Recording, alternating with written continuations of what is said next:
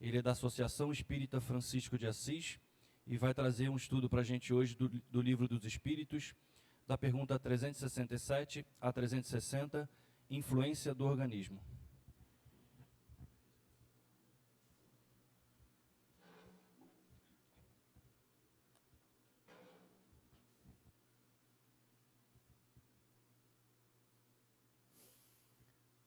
Queridos amigos, queridos irmãos, iniciamos este encontro cumprimentando a todos, desejando que seja um bom dia. Melhor ainda, que seja um dia maravilhoso, que haja muito amor nos corações dos casais, como pai, como mãe, envolvendo seus filhos com muito carinho, muito amor, procurando ensinar e educar os ensinamentos morais e espirituais. E não só isso, mas na vivência prática, também desejar que cada um de nós esteja atento, vigilante, com os cuidados necessários com o seu corpo físico. Todos sabemos que somos criaturas espirituais. E basta essa informação para então entender que precisamos do corpo físico para evoluir. Não somos filhos da Terra, somos filhos do cosmos. E como criatura espiritual, não sou físico e nem sou o corpo astral. Eu sou um ser mental, uma centelha de luz, uma centelha etérea, como o instrutor declarou ao professor Allan Kardec na questão 88. E quando ele volta a perguntar na 23, o instrutor diz, olha, não existe na cultura de vocês palavras, expressões que a gente possa utilizar para explicar a realidade em que nós somos e que nós estamos. Cabe a cada um de nós entender, se esforçar, falar do jeito que sabe falar, escrever da maneira que pode escrever, mas tem que entender a sua realidade como ser espiritual. Então, cuidem do corpo físico. Cada órgão influencia na evolução do eu divino que cada um de nós somos.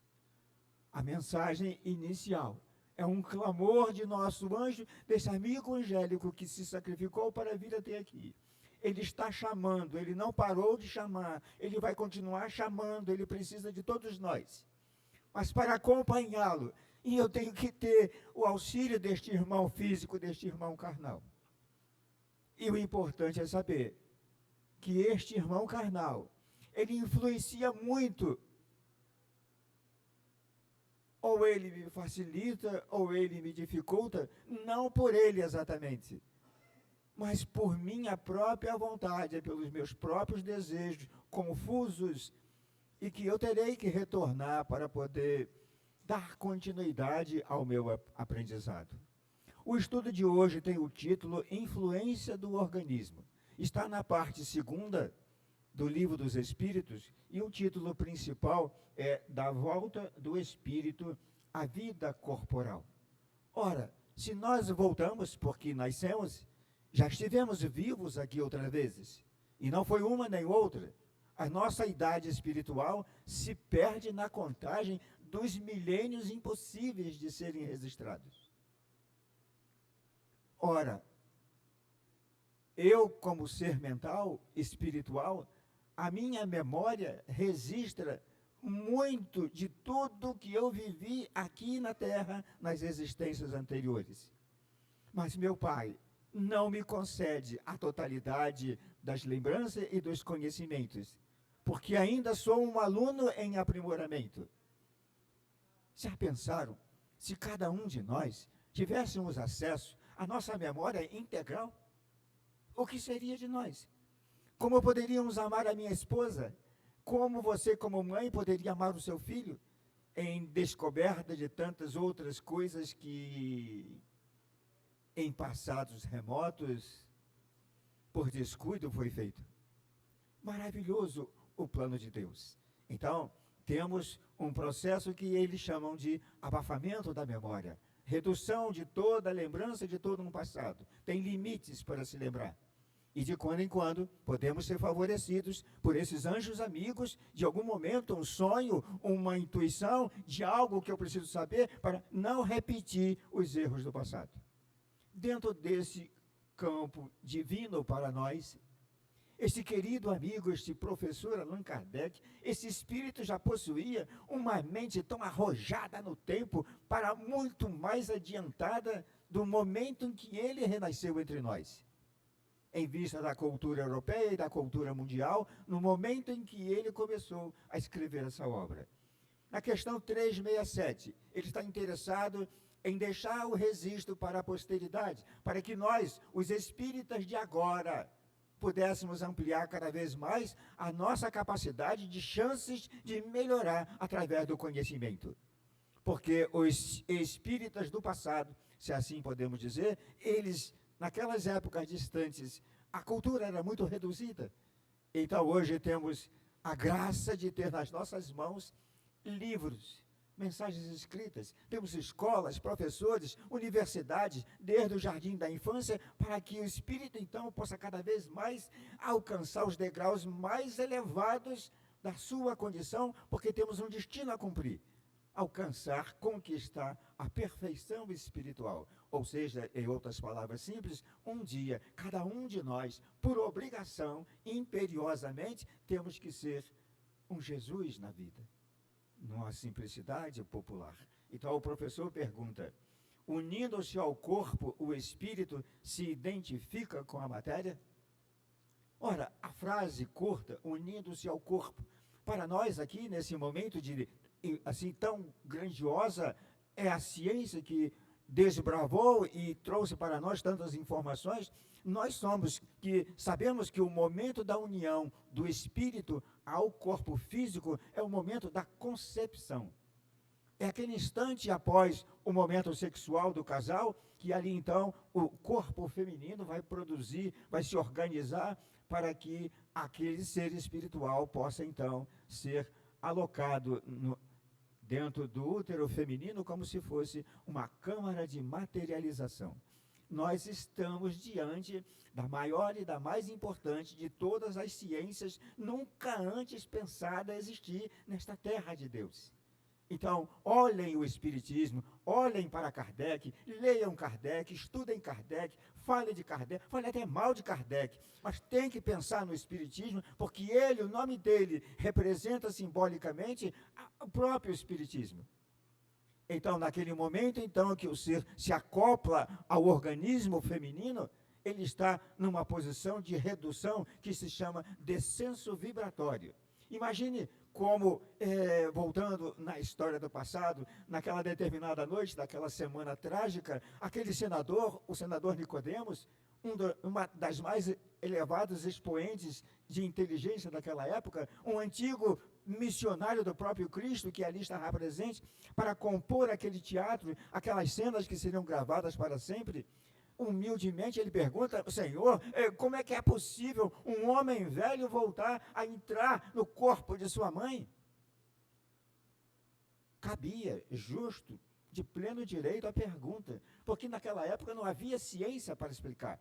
Mas hoje, todos nós sabemos, os nossos filhos têm que saber, para se cuidar e não chegar ao sexo fácil de um desleixo, deixem isso tudo para o casamento, para a formação de suas famílias, para que não haja, então, tragédias, abortos, suicídios. Tudo isso tem que ser pensado e analisado pela mulher espírita e pelo homem espírita deste momento em que estamos vivendo. Então, no momento em que se une ao corpo, este ser espiritual, que tem uma idade que se conta na soma dos milênios impossíveis de saber, naquele momento, então, reduzido a uma, digamos, algo tão infinitesimal, ele não pode se identificar com a matéria. E a palavra matéria, nesse momento, é o corpo em que ele está alojado. A gente está se aprofundando no raciocínio, porque ele diz, quando se unir ao corpo, não é o momento em que eu, adulto, homem, feito, eu estou hoje com 77 anos, o espírito, o leir espírito, não foi agora que se uniu ao meu corpo, mas é hoje, na minha idade, na minha velhice, que eu me identifico com o meu corpo. Eu sei da importância dele para mim, eu tenho que cuidar dele. Eu não bebo, eu não fumo, eu não uso drogas, a minha cabeça está o mais limpa possível. Eu luto para que tenha um equilíbrio orgânico e mental, porque eu entendo que eu tenho que cumprir uma tarefa, uma missão nesta terra de Deus. Nós estamos plenamente capacitados nesse momento, espíritas, estamos capacitados para cumprir a mensagem que foi aberta para nós. E dentro desse ponto, o professor leva adiante e diz assim, como resposta, o instrutor responde a ele, a matéria é apenas um envoltório do espírito. A matéria, o corpo físico, é um envoltório. Envoltório significa que eu estou usando uma camisa e uma calça. A camisa e a calça é o envoltório do meu corpo físico. O meu corpo físico é o envoltório do meu espírito. E aí, precisa perguntar, eu, espírito, estou aqui dentro do corpo, misturado com sangue, com nervos, com carne, com tudo isso? Ou eu estou fora do meu corpo? Eu sou a mente que pensa num plano que eu chamo de espiritual, mas que em verdade é um plano mental para além do plano espiritual. Meu Deus do céu, quanto a gente tem que pensar, raciocinar, estudar, para que tenhamos uma vida melhor aqui na Terra, morrer melhor, evoluir mais e mais e mais, porque temos um destino a cumprir. Então ele diz assim, unindo-se ao corpo, o espírito conserva os atributos da sua natureza espiritual. Então, naquele momento em que, imaginariamente, um homem de 1,80 m, reduzido dentro de um processo divino a uma partícula infinitesimal que é alojada na região do útero feminino, e ele ali vai se desenvolver gradativamente junto com a parte orgânica, física, material. Ele diz aqui que mesmo aquela sementinha que foi reduzida, ele mantém ali, de uma forma desconhecida, os seus atributos divinos.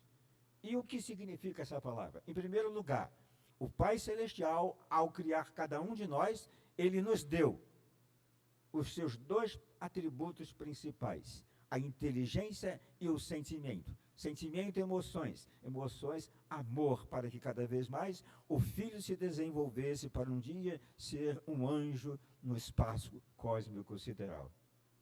Então, vejam vocês, nós não perdemos as nossas atribuições, as nossas capacidades de pensar e de sentir. Agora, reduzido a um campo magnético que é a matéria, aquele bebezinho, quando ele surge à vida, ele não tem condições de falar, ele não pode sozinho tomar decisões. A mente, o espaço físico dele, o cérebro carnal, não permite ao filho imortal desenvolver frases, palavras, decisões, raciocínios. É a partir desse estágio, então, de um período de crescimento, dia a dia, momento a momento, olhando, ouvindo, aprendendo, recebendo os processos educativos, que cada vez mais, cada um de nós vai se desenvolvendo para adquirir mais e mais responsabilidade pela nossa parte em estarmos aqui na condição de vivos, porque nenhum de nós vem para cá a título de férias, dispensados, salvo exceções raríssimas de espíritos que vêm nascer na Terra num período de repouso espiritual, se assim é possível pensar, porque a ele está designado missões de alta importância quando retornar ao plano espiritual. Então, ficou simples para nós, precisamos dar valor ao nosso corpo físico. Dentro desse espaço, então, como criatura espiritual e tendo um corpo físico denso, mais pesado, o espírito em si, como sendo um ser mental, ele precisa de um outro corpo físico mais leve, mais sutil, que se chama corpo astral, perispírito, ou outras denominações que desde os tempos mais antigos da Terra, tudo isto é conhecido. Para nós aqui no Ocidente, vislumbrou tudo como uma novidade, e ainda hoje, em muitos entre a população, está vendo o espírito como um fenômeno.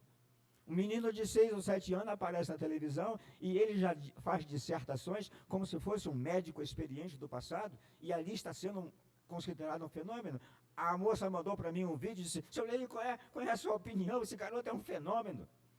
Minha filha, não existe mais fenômeno. Isso é apenas um espírito que nasceu na Terra com uma missão ou uma tarefa. E se você já perguntou se ele não é oriundo da Terra, se ele veio de um outro planeta mais evoluído que o nosso? Porque entre nós já existem milhares e milhares de espíritos de tanta evolução, atendendo ao pedido de nosso mestre para compor a humanidade atual, para acelerar o plano da nossa evolução. É maravilhoso você saber disso. E quem sabe na sua casa, quem sabe você é a mãe ou o pai de um desses espíritos. E que tem que prestar atenção no que o Espiritismo pode ensinar para você, porque você tem a obrigação de encaminhar essa criança que foi entregue em suas mãos. Então, no livro Espírita, na parte de introdução, parte 6, resumo da doutrina, os mentores escreveram assim: há no homem 3 coisas. O corpo, ou ser análogo aos animais, é o nosso corpo físico. A alma, ou ser imaterial, que é o espírito encarnado no corpo. E o laço, que é o primeiro corpo de matéria mais leve e mais sutil, que é o chamado perispírito.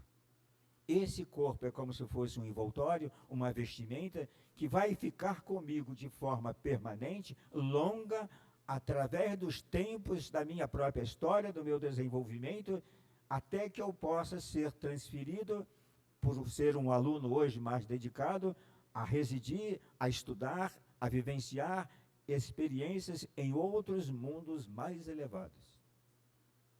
Então, eu preciso de 2 corpos. Nós temos 2 corpos. E os espíritos que estão aqui no plano invisível, eles só têm um corpo só. E muitos confusos ainda não entenderam essa simplicidade da realidade. E esse corpo invisível deles atrapalha, influencia como organismo vivo para que cada um deles possa acelerar, dimensionar o destino que a cada um cumpre? É sim. Mas não que o organismo físico tenha inteligência para impedir a minha evolução. Como disse o mentor, ele é apenas um envoltório. É como se fosse uma vestimenta, quer dizer, o meu corpo físico não tem inteligência, nem tem sentimentos. O meu corpo físico não é responsável pelos atos que eu praticar, pelas doenças que eu vou receber, pelas enfermidades que vão me matar, pelos acidentes que eu causar.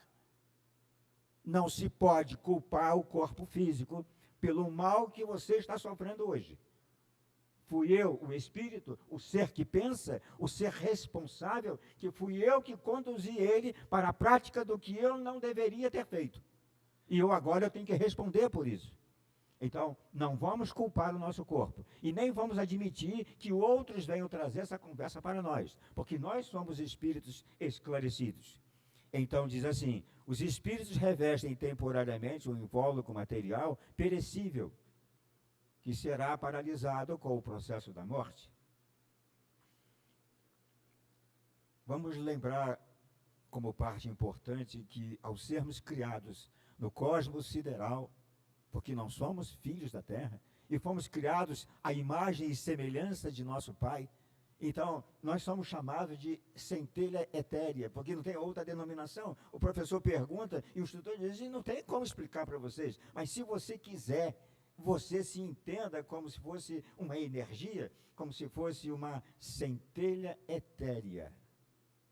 É possível pensar no que nós somos? Não é maravilhoso você saber a verdade a seu respeito? Então, na questão 621, diz que tudo isso, como se fosse a própria lei divina, todos os conhecimentos que nós precisamos saber estão gravados na mente espiritual, não é na cabeça, no crânio físico material, porque o crânio tem que se desfazer também. É no plano mental em que eu vivo, na minha consciência, na minha mente cósmica, todo o conhecimento da realidade que eu possa viver em qualquer dos mundos da imensidão estão gravados na minha mente. E aí eu nasci naquelas selvas primitivas do passado, o analfabetismo graçava, não sabíamos falar, não sabíamos escrever, não sabíamos respeitar um ao outro, não sabíamos fazer oração, nada nós sabíamos. Estávamos surgindo da origem dos macacos para assumir um corpo masculino ou feminino lá adiante na contagem dos tempos. Então, significa dizer que naquelas épocas passadas, tudo gravado na minha mente, mas eu não podia desenvolver nenhuma questão. Foi preciso a paciente transformação dos dias, dos séculos, dos milênios, para nos trazer nessa atualidade. Então, o espírita consciente desse momento tem que acreditar que está capacitado a mudar a vida à sua volta, colaborar com o Cristo na formação da nova humanidade. Na questão 368, o professor continua perguntando: após a sua união com o corpo, quer dizer, o espírito já se alocou, é o feto. Aquele feto está desenvolvendo, é um bebezinho. O bebê está se desenvolvendo, é uma criança. Ele não tem condições, a mente não permite se desenvolver, porque a caixa craniana e o corpinho dele não tem condições físicas, de força, de energia, para poder sustentar a mente cósmica que eu sou. Então ele diz, após a união, o espírito exerce com liberdade plena suas faculdades? A resposta é não. O meu corpinho de bebê não me permite isso. Mas o meu corpinho de bebê já vai hoje permitindo alguns acréscimos que nós vamos observando. Vocês já viram obsessão espiritual em cima de um bebê? Vocês já viram criancinhas pequenas, já dentro de um processo de intensa perturbação espiritual? Vinganças do passado? Quer dizer, aquele corpinho pequenino não permite aquele ser o desenvolvimento de suas razões, de seu raciocínio, para tentar lutar contra aquilo. Está completamente indefeso. Mas tem uma outra mente espiritual de um homem ou uma mulher adulta com pleno raciocínio que está fazendo uso para maltratar aquele ser pequenino, porque sabe que ele não tem condições de se defender. Olha como tudo isto está autorizado por nosso Pai. Exercício para todos nós. Então ele diz assim, o exercício das faculdades depende dos órgãos que lhe servem de instrumento. A grosseria da matéria as enfraquece. O espírito encarnado se acha sob a influência da matéria. O homem que vence esta influência, pela elevação e depuração de sua alma, se aproxima dos bons espíritos em cuja companhia um dia estará. Quando ele diz aqui que para que eu possa exercer as minhas faculdades, a minha inteligência, desenvolver meu raciocínio, ampliar minha capacidade de amar, de colaborar fraternalmente com os meus irmãos, porque eu preciso de raciocínio para isso, ele diz então que eu preciso do funcionamento adequado dos meus órgãos internos que formam o meu corpo físico. E o meu corpo físico precisa do funcionamento interno dos órgãos que formam o corpo astral. Porque o físico está diretamente ligado a vários pontos do corpo astral, chama-se chakras, pontos de ligação. Quando um desses chakras para de funcionar, o meu corpo físico fica arruinado. É problema cardíaco, é problema de úlcera, é problema da garganta, são questões sexuais, de variadas maneiras. As doenças que se expressam, que se espelham no corpo físico, estão vinculadas aos chakras que nos ligam ao corpo astral idêntico a este. Maravilhoso o Espiritismo. Precisamos estudar isso. Precisamos nos oferecer ao Senhor para sermos trabalhadores, com conhecimento da verdade. Agora pensem na condição daqueles que já avançaram no estudo e hoje são chamados de médiuns que trabalham para o Cristo. Quanto mais conhecimento esses trabalhadores têm que possuir. Quanto mais responsabilidade, quanto mais amor cada um deles é possuidor para dar a seus irmãos que mais necessitam. Agora, quando ele diz que a grosseria da matéria as enfraquece, podemos fazer, então, uma analogia à nossa condição de adultos, que pelos pensamentos, pela minha vontade, os meus desejos, dos meus prazeres vinculados à bebida alcoólica, cigarro, nicotina, drogas, o sexo de uma forma fácil, tudo isso cria à minha volta, ao meu corpo astral e à minha mente, cria uma fluidez pesada. Tecnicamente, eles chamam de densidade pesada sobre todos nós. Significa dizer que após o processo da minha morte, essa densidade, eu vou ficar chumbado ao solo da terra. Eu não vou conseguir volitar, eu não consigo me elevar às alturas que precisa. Porque o meu corpo astral está encharcado dessas vibrações pesadas. Quero dizer, em outras palavras, como espíritos que somos, somos criaturas fluídicas. O universo imenso como um todo, tudo é fluídico. O Pai considerou na sua criação divina, porque ele é como se ele, como diz o apóstolo Paulo, ele é o todo, ele é o tudo. Nele nós nascemos, nele nós vivemos. Então, nós vivemos em meio a Deus, ao Pai Celestial. Pai e filhos estão ligados mentalmente. Aí eu digo, meu pai esqueceu de mim porque Deus está no céu e eu estou... É engano uma frase como essa, absolutamente errada. O pai jamais deixou o seu filho sozinho. Mas ele tem um processo de educação. Ele exige que o filho aprenda a pensar, a raciocinar e passe a colaborar com ele. Na questão 368A, ele diz, assim, o invólucro material o professor perguntando, assim então, o invólucro material é obstáculo à livre manifestação das faculdades do espírito? Como exemplo, é como se fosse um vidro opaco, é a livre irradiação da luz. Quer dizer, o vidro ficou meio cheio de poeira e a luz da lâmpada ou a luz do sol não pode refletir do outro lado em que você se encontra. Você é espírito na mente. O seu corpo astral está envolvido nessa densidade pesada, porque o seu corpo físico está envolvido nas confusões que você criou. Então, ele quer dizer assim, então, nesse momento, eu que comando os dois corpos, eu estou impossibilitado. É como se eu estivesse envolvido assim por um vidro que não passa para mim a luz da vida. Ele diz assim, então, vejam a resposta. É como um vidro, o professor pergunta, é um vidro opaco? Ele diz, é como um vidro muito opaco. Pode-se comparar a ação que a matéria grosseira exerce sobre o espírito a um charco lodoso sobre um corpo nele mergulhado, ao qual tira a liberdade dos seus momentos.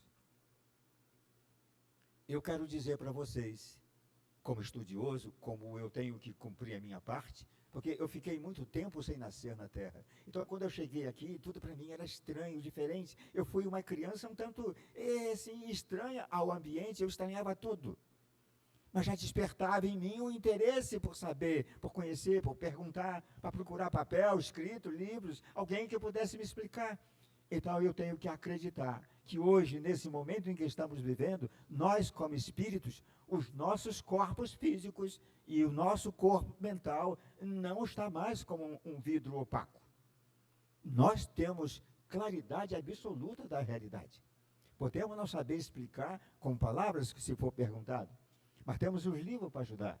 Então, nós temos o Espiritismo como uma luz, como um sol divino que veio iluminar para nós toda a nossa cegueira do passado.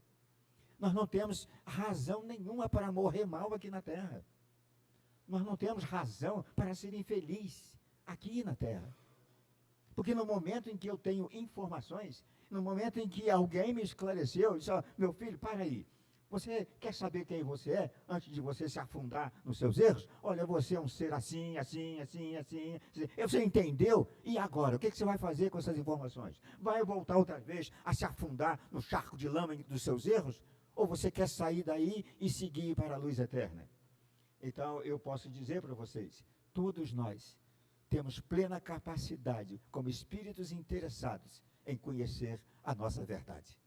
Lembra da mensagem, o Senhor está chamando, não parou de chamar, mas ele não pode receber, porque a mensagem vai deslumbrar isso para nós, ele não pode contar com aqueles que estão um pouco mais enfraquecidos por suas condições físicas ou espirituais. Como diz a mensagem, ele precisa de trabalhadores. No Evangelho segundo o Espiritismo, no capítulo 24, é o item 13 a 16. O título é A Coragem da Fé. E em variados momentos dessa obra, esses espíritos autores, eles ressaltam essa expressão, coragem. Você tem que ter coragem. Você já sabe quem você é. E no capítulo 20, está lá, os trabalhadores da última hora. E ele diz, são vocês os espíritas. Então, nós temos que acreditar em todos esses valores.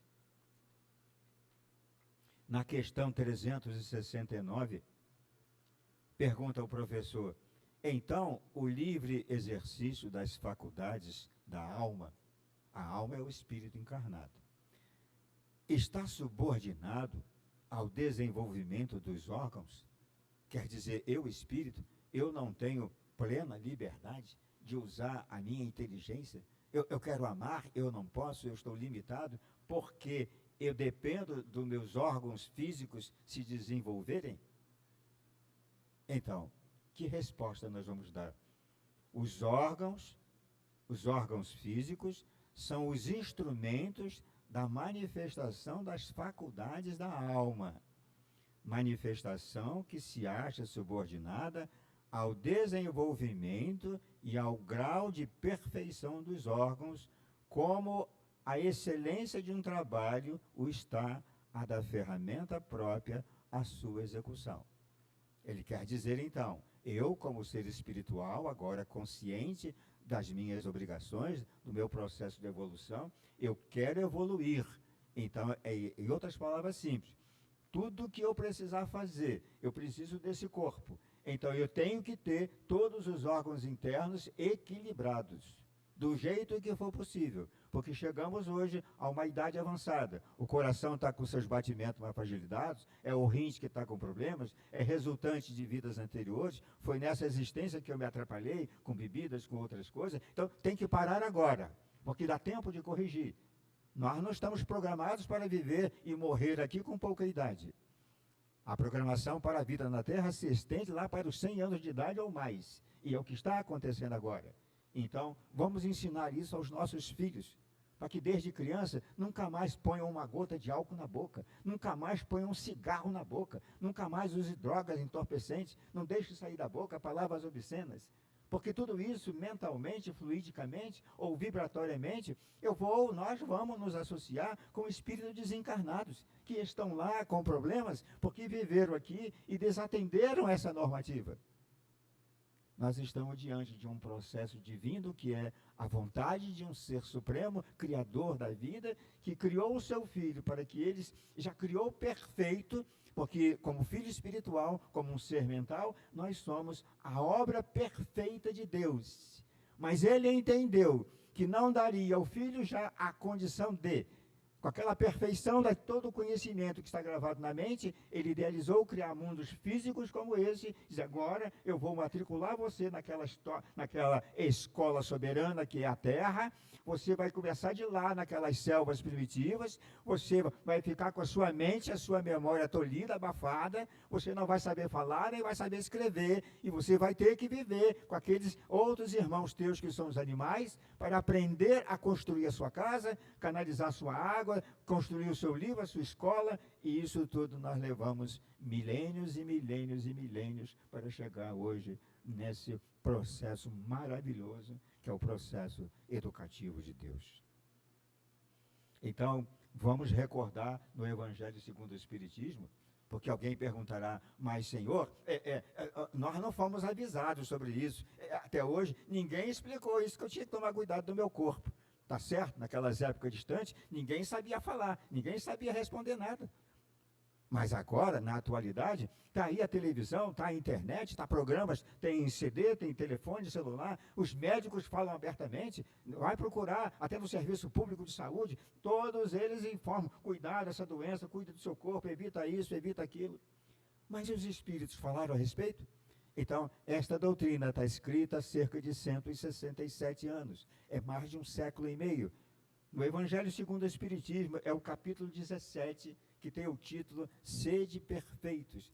Meu Deus, olha, a frase como essa, a determinação do próprio Cristo, naquela época antiga, ele já afirmava, ele já insistia com aqueles espíritos daquele momento que eles tinham por obrigação de alcançar a perfeição. Então, o Espírito Jorge, no item número 11 desse capítulo, ele não se preocupou com a questão moral. Ele disse, não me interessa falar de moral, porque vocês todos já sabendo. Nós vamos falar do corpo físico. Ele diz assim, então, consistirá na maceração do corpo a sua perfeição moral? Nós já sabemos responder, não, Senhor. A minha perfeição, a que eu estou obrigado a ser um espírito perfeito, um anjo no céu, não está vinculado. Ele diz assim, aos dores que eu vou provocar no meu corpo, chama-se maceração. Para resolver essa questão, apoiar-me-ei em princípios elementares. Começarei por demonstrar a necessidade de você cuidar do seu corpo, segundo as alternativas de saúde e de enfermidade. A ciência médica hoje é uma das mais evoluídas que temos ao nosso redor. Se você não tem condição de ir ao médico, você tem um celular na mão. Até a criança pobre hoje tem um celular nas mãos. Clica ali, vê lá uma recomendação do médico a respeito. Você pergunta lá se quer beber cerveja, vai lá e pergunta, beber cerveja eu vou evoluir, vai me fazer bem à saúde? Veja lá a resposta que vai ser trazida. Ele diz então assim, não castigue o seu corpo pelas faltas que o vosso livre-arbítrio o induzir a cometer.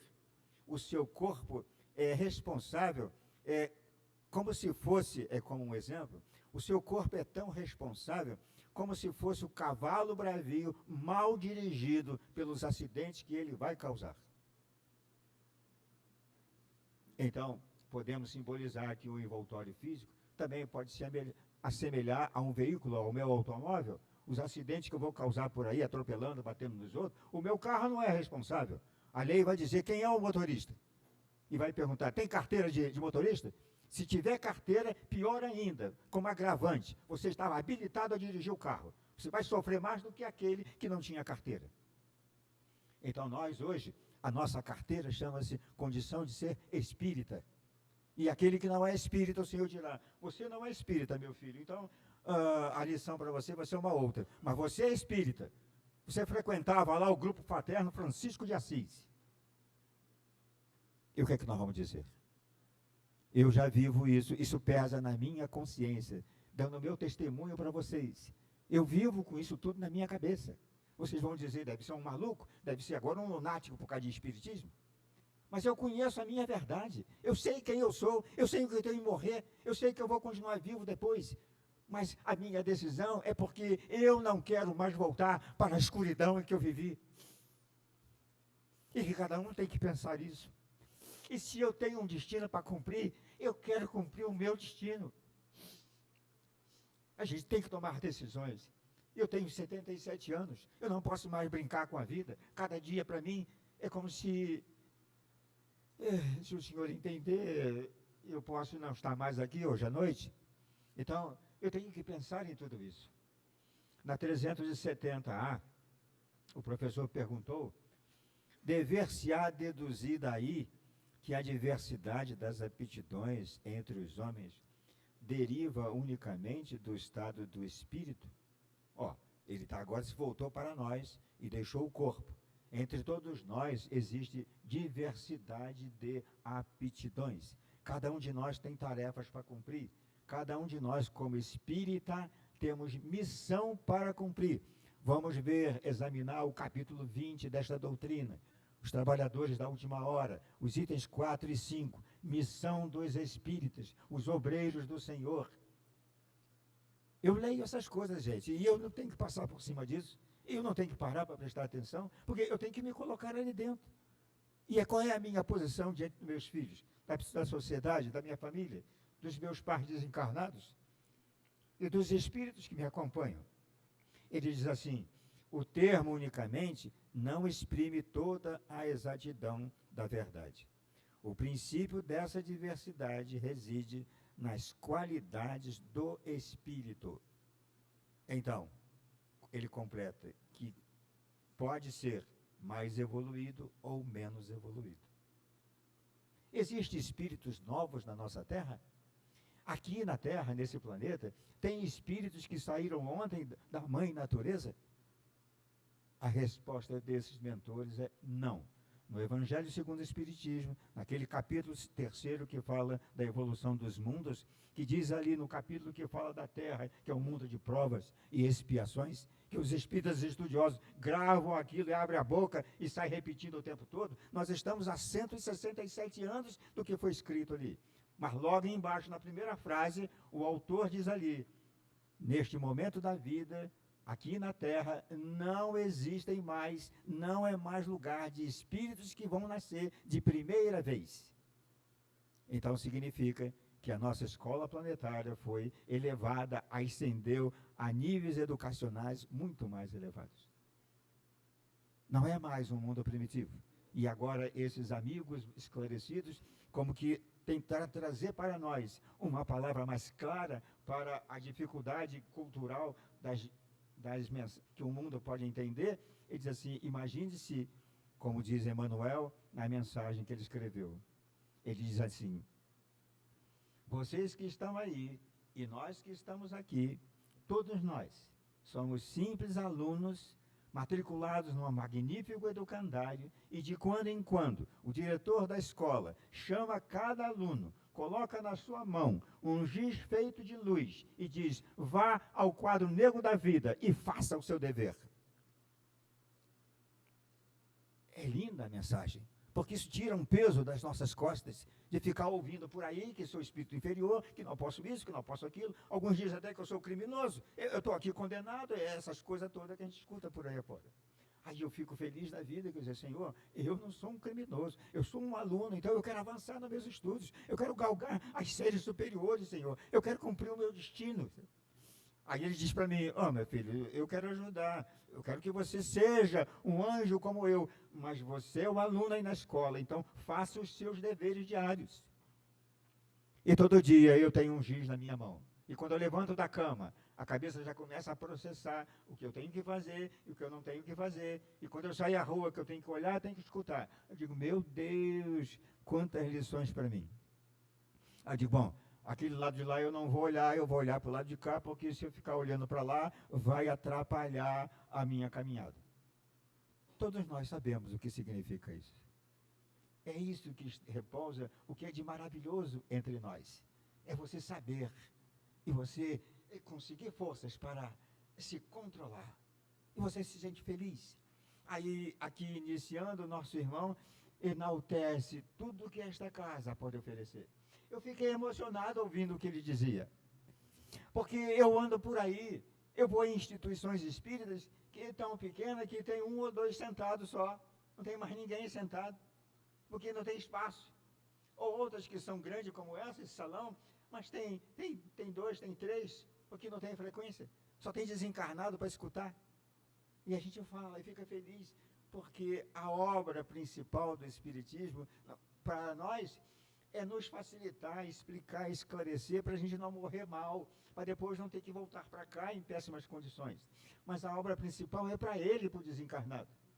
Aí nós olhamos para uma casa como essa, e eu fico feliz e emocionado, porque já pensaram quantos desencarnados são atendidos aqui? Então, milhares.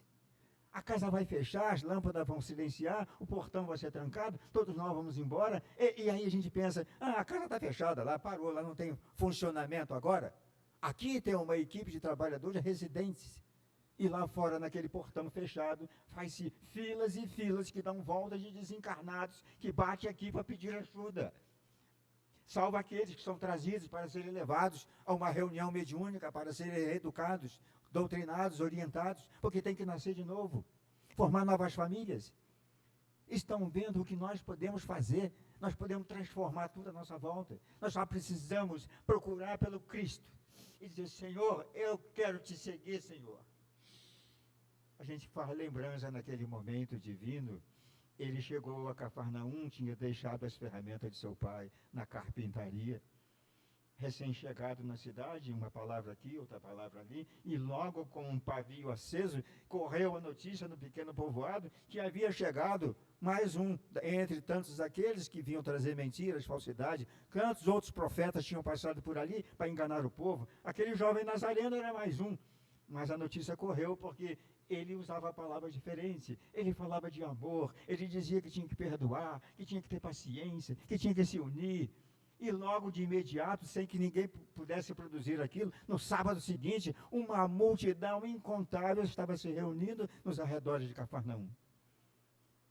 Diz a historiadora Amélia Rodrigues, que não podia determinar o número, alguns milhares de pessoas. Então, ele chega, sobe a um promontório, uma pedra mais alta, ele vai dizer a todo aquele povo que ele veio por ordem do Pai Celestial e que ele estava naquele momento convidando a todos, daquele instante da posteridade, para fundar na terra um momento em que uma fundação da paz, em que a paz seria eternizada para todos os tempos e tempos da imensidão. E naquele momento ele fez uma pausa. Diz a escritora que as mentes de todos os espíritos ali reunidos processavam aquilo. E lá, um pouco distante, uma jovem mulher com uma menina cega nos braços grita em voz alta: Senhor, cura minha filha, Senhor, e eu te seguirei até o fim dos tempos. A narradora diz que não se sabe se por questão de motivos, atrás daquela jovem mãe estava o velho pescador Simão Pedro. Simão Pedro, já cansado de tantos profetas que por ali passavam, que não estava querendo acreditar naquele jovem recém-chegado, num impulso automático, ele toma a menina dos braços, ele abre passagem entre aquela população, ele chega lá perto da pedra, aqui diante do Senhor, ele estende a menina nos braços e olha para o Senhor. E naquele momento, ao olhar os olhos daquele anjo, como se processasse dentro da sua mente, ele sentiu que aquele profeta estava falando com ele e dizia para ele: Simão, eu te conheço, Simão. E aí então estende as mãos sobre a menina, levanta os olhos ao céu. E aí quando ele abaixa o olhar, a menina dá um solavanco assim nos braços do velho pescador e diz: Mamãe, mamãe, eu estou vendo, mamãe. E aquela mulher então, e toda aquela população, diz a escritora, naquele momento, todas aquelas mentes ali reunidas, como se falassem numa única voz, dizia: Senhor, nós te seguiremos, Senhor, até o fim dos tempos, Senhor. Então, aqui fica para vocês, vamos retornar aos nossos lares, nós vamos repetir isso para o Senhor? Vocês querem repetir isso? Vamos pensar, Ele espera por nós. E nós queremos ir. O que falta seria a coragem. Nós temos essa coragem. Vamos ser felizes. Somos todos infinitamente amados e abençoados. Que a paz esteja com todos.